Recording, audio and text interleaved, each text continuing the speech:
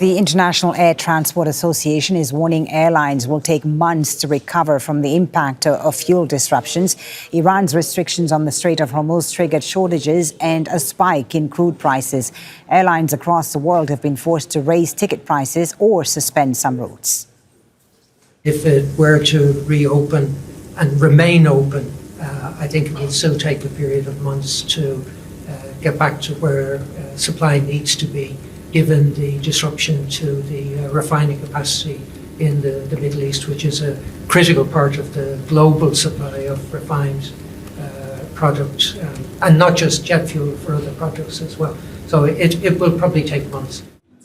Well, let's speak to Anita Mendiratta about this. She's an aviation and travel leadership advisor and is joining us from London. Anita, thank you for your time. Fuel prices, I mean, the airlines we've seen have had to buy a certain price at a certain price in the short term to medium term. How long do you think it will take for ticket prices to come down?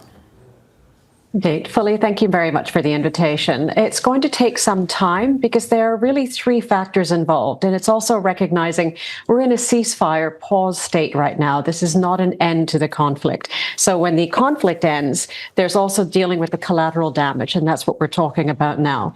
What's the situation is with aviation is the fact that airlines, which are very much having to manage extremely carefully where they fly, how they fly, the first thing right now is actually fuel costs management, because exactly as Willie was just saying, the management of jet fuel at double the cost of its usual cost to airlines, which is usually about 30% of their operating cost, that's had significant impact. But there's also the issue of supply of fuel. Is there fuel with the airlines to be able to actually reactivate the aircraft and the aircraft networks that they used to fly on?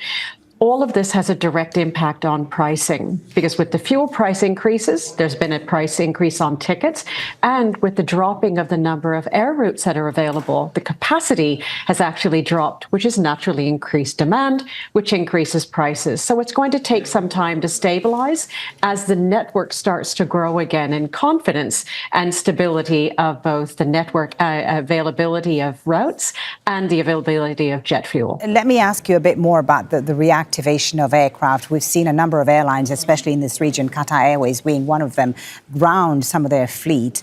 Some of the airlines are in Spain, for example. How quickly will it take to restore to normal schedule? This is such an important question that you ask, because there's the actual restoration of the aircraft and getting them back into the network, and there's the approvals to do so, because it's also a matter of safety and security. And being in a ceasefire position right now, it's very much a proceed with caution.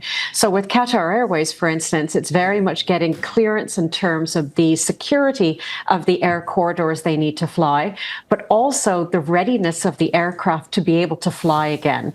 And fly again routes that are going to be able to enable them to effectively recover some of the revenue they've lost in the last month of inactivity. So it will take some time, but it's not only about the aircraft simply restarting their engines and taking off once again. There needs to be security clearances and aircraft clearances to ensure that everything is safe and secure for flying. And on that, Anita, I mean, the reactivation of routes, I mean, it'll take time, as you say, for some of these routes to open. I think Qatar Airways now has about 200 flights a day, but not all the routes that it was operating are on right now. What does that mean for the airline, but also what does it mean for passengers? What sort of confidence do passengers have traveling across this region right now? One of the greatest barriers to recovery is exactly what you speak about. It's confidence in flying. And this is where, even if the flights are available, the network is open again, and the pricing is right, do passengers feel safe and secure flying through the region? And importantly, it's not just the airlines that operate in the region, so Qatar Airways, Emirates, Etihad, and operating both the passenger side, but also cargo, very importantly. It's that air corridor, which is 30% of global travel going west west to east, east to west, even if they don't touch down in the Middle East itself. So many travelers have found alternative ways of traveling and going into the summer surge period by either pivoting east, using alternative airlines, or staying closer to home. So this is going to take some time because ultimately confidence is the real currency when it comes to unlocking travel growth. Indeed. Thank you so much. So interesting to talk to you about this. Anita Mendiratta, an aviation and travel leadership advisor, joining us from London. Thank you for your time. Thank you.